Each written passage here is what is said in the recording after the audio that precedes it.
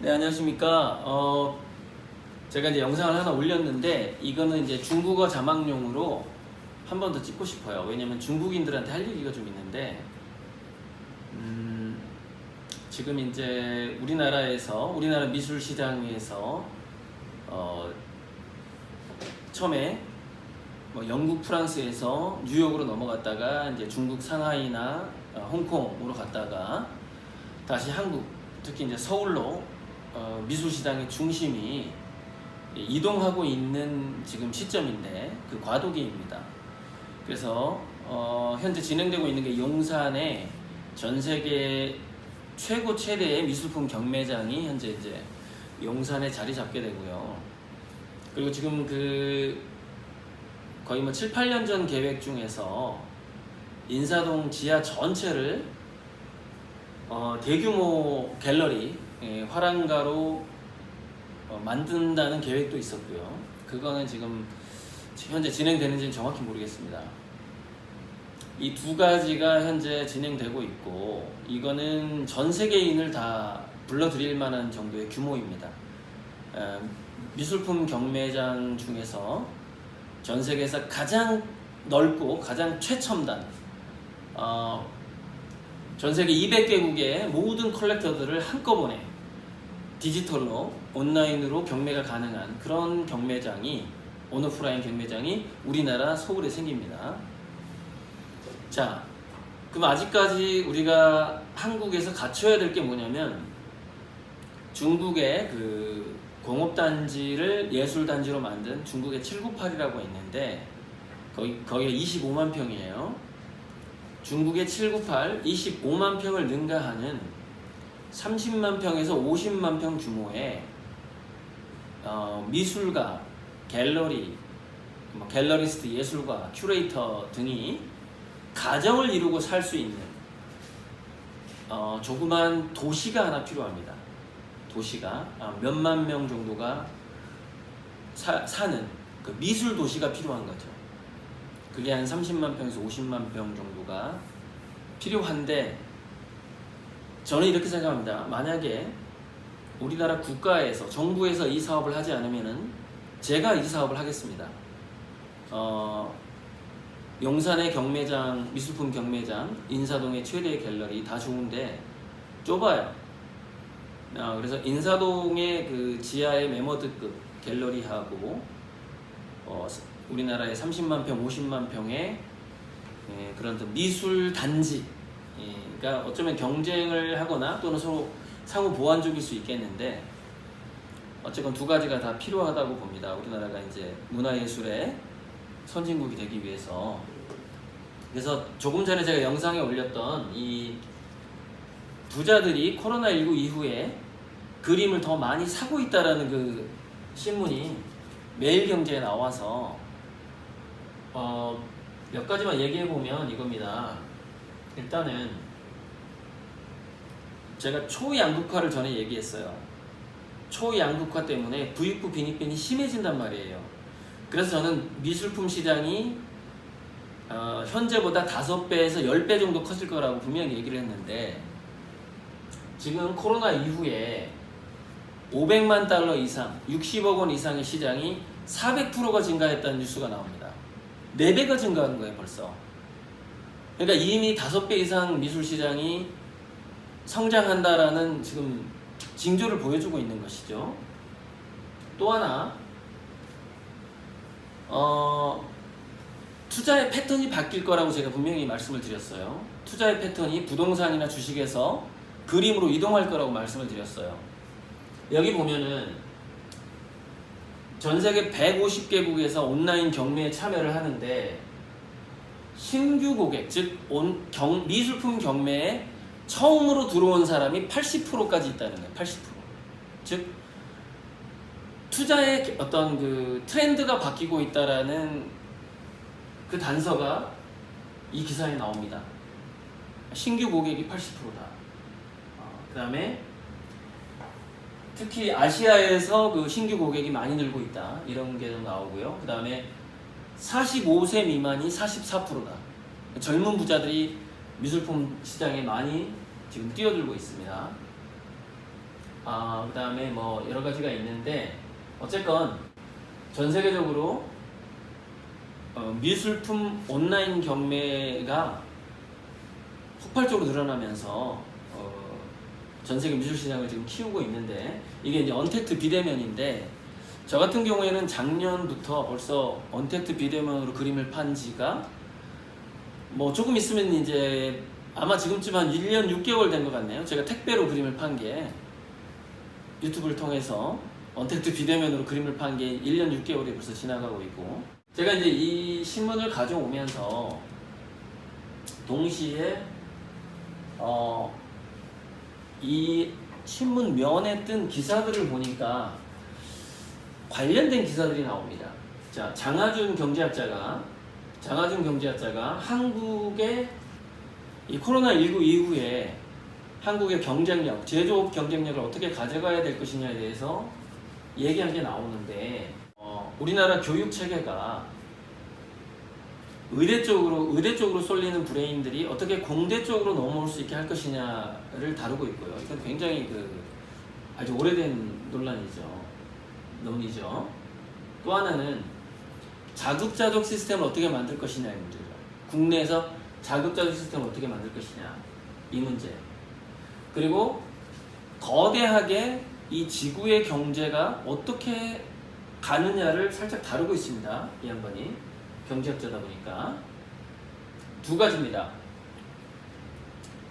재료의 우수성, 서비스의 우수성이에요. 그런데 재료의 우수성은 우리가 원재료가 좋아야 된다는 것이죠. 원재료가 좋아야 된다는 것을 가장 민감하게 알 수 있는 분야가 바로 음식입니다. 식재료가 안 좋으면 완성품이 좋을 수가 없다라는 것이죠. 여기서는 원재료에 있어서는 우리가 이제 원천 기술, 물질, 그 부분을 신경 써야 된다 하고 또 하나는 이제 서비스 부분인데 이 서비스 부분은 4차 산업혁명, AI, 블록체인 이런 신기술을 어떻게 잘 받아들이느냐의 문제입니다. 즉 재료와 플랫폼이죠. 재료와 플랫폼. 이것이 사실은 두 가지 원재료 공급망 이렇게 이제 어떤 그 비즈니스의 아주 원천적인 두 가지 어떤 두 가지 재료를 두 가지만 뽑아라 그러면은 공급망하고 원재료예요. 실은 그다음에 이제 중간에 하나가 있다면 제조업이겠죠. 그걸 어떻게 가공하느냐. 그 세 가지의 어떤 고급화를 이뤄내야 된다는 얘기를 합니다. 장하준 경제학자가. 그게 이제 우리 한국의 제조업 르네상스의 기초 조건이다. 이런 얘기를 하고 있어요.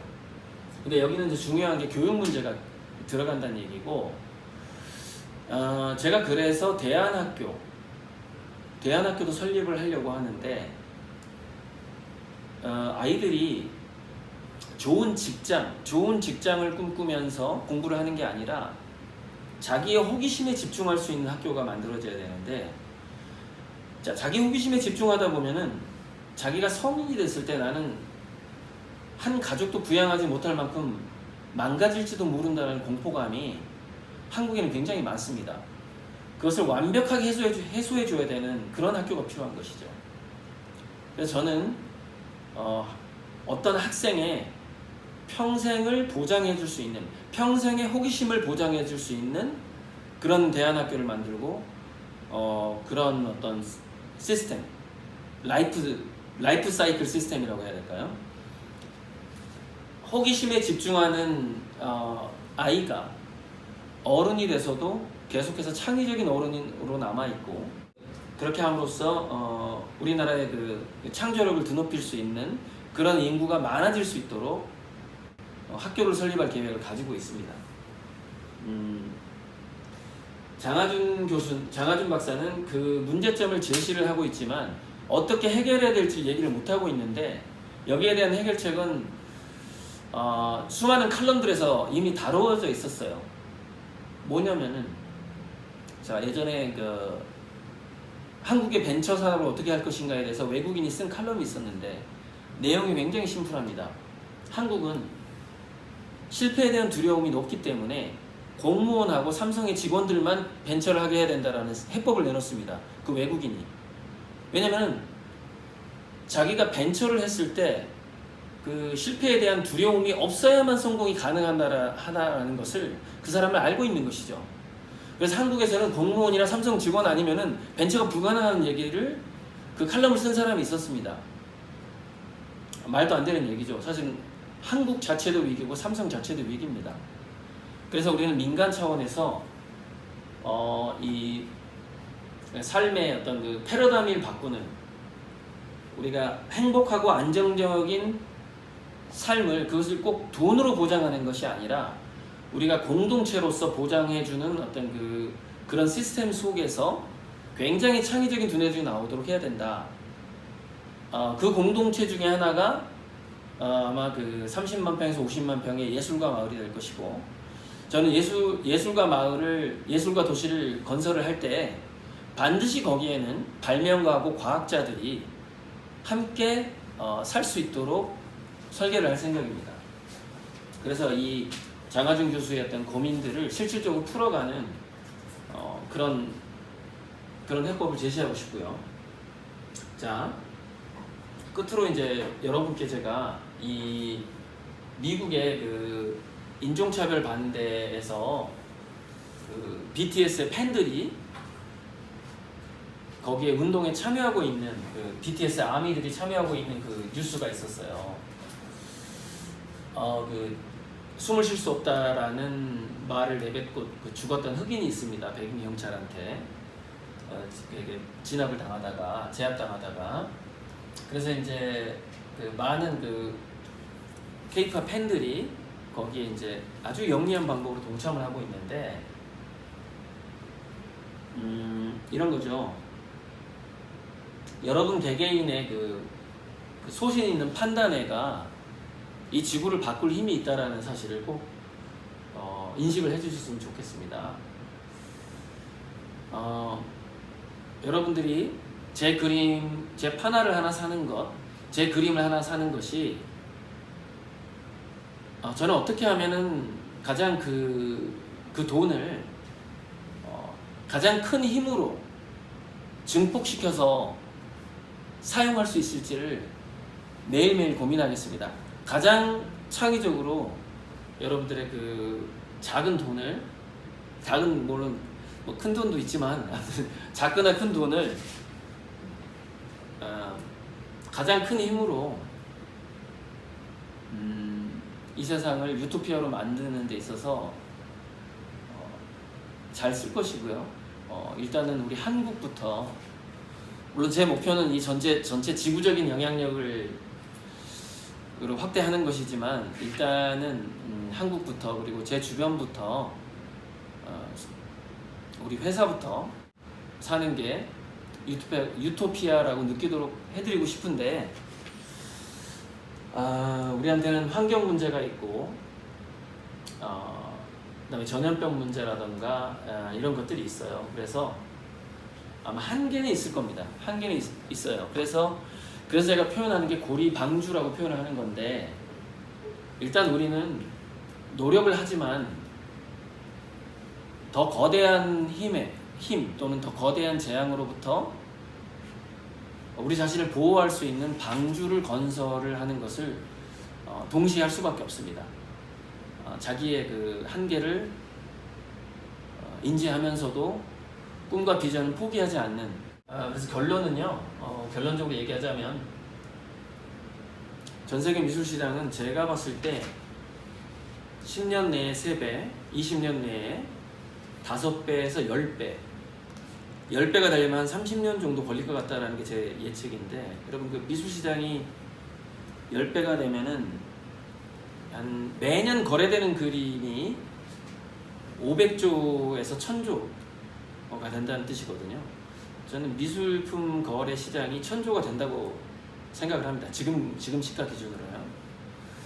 얼마나 빨리 될지 모르겠지만 굉장한 시장이 되고, 근데 그게 미술품 시장이 1000조가 될 뿐만 아니라 그 반개적으로 전 세계 경제에 미치는 문화예술의 영향력까지 따져봤을 때는 이제 경단위가 되겠죠. 그러니까 천조보다 훨씬 큰 어떤 영향력을 갖게 될 겁니다. 지금 우리가 그것을 인지할 수가 없어요. 인간의 문명 자체가 문화예술 중심으로 건너갔을 때 그 어떤 엄청난 힘, 문화예술의 힘은 지금 우리의 감각으로는 그건 인지하기가 굉장히 어렵습니다. 이 지구의 경제가 어떻게 돌아갈지. 그래서 저는 이제 그게 한 100경 단위가 될 거라고 생각하고 있습니다. 즉 미술품 경매 시장은 천조 단위가 될 것이고 문화예술과 관련해서 돌아가는 시장은 100경 정도가 될 거다라고 예측을 하고 있습니다. 오늘은 여기까지 찍겠습니다.